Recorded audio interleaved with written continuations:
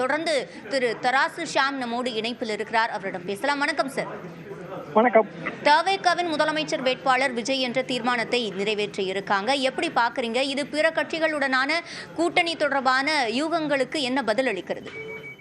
முதலமைச்சர் வேட்பாளர் என்கிற கான்செப்ட் இப்போ ஒரு 20-25 வருடம் தாங்க இருக்கும்.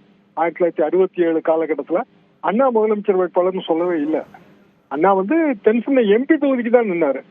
ஆனா திமுக மெஜாரிட்டி கிடைச்சது. அண்ணா எம்எல்சி ரூட் மூலமா தான் முதலமைச்சர் ஆனார். இதுதான் வரலாறு.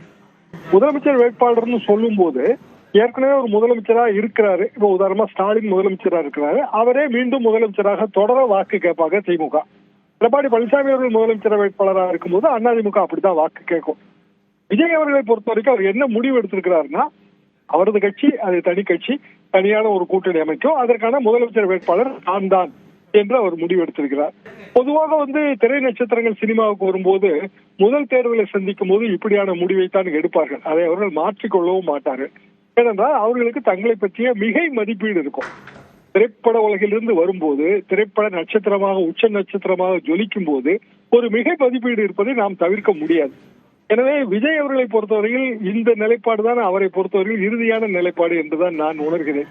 அதுபோக முதலமைச்சர் வேட்பாளர் அதிமுக பாரதிய ஜனதா கூட்டணியில் எடப்பாடி பழனிசாமி அவர்கள், அந்த கட்சிகளோடு விஜய் கூட்டணி வைத்தால் எடப்பாடி பழனிசாமி அவர்களை முதலமைச்சராக்குவதற்கு விஜய் அவர்கள் ஓட்டு கேட்க முடியாது.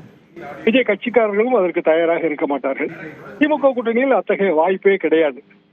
சீமான் அவர்கள் கூட்டணியில் சீமான் அவர்கள் தான் முதலமைச்சர் வேட்பாளர். 234 தொகுதிகளுக்குமே கிட்டத்தட்ட அவர் வேட்பாளர்களை முடிவு செய்து விட்டார். ஆக மீதி இருக்கிற ஒரே வழி விஜய் அவர்களுக்கு அவரது தலைமையில் ஒரு கூட்டணி, அந்த கூட்டணியின் முதலமைச்சர் முகமாக அவர். இதுல ஒரு நிலைப்பாடு தான் குழப்பம் இருந்தது.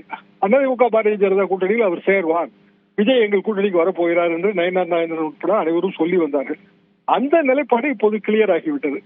எனவே திமுக கூட்டணியில் இருக்கிற சில கட்சிகள் விஜய் கூட்டணிக்கு வரும் என்கிற ஒரு எதிர்பார்ப்பு இதன் மூலமாக ஏற்பட்டிருக்கிறது.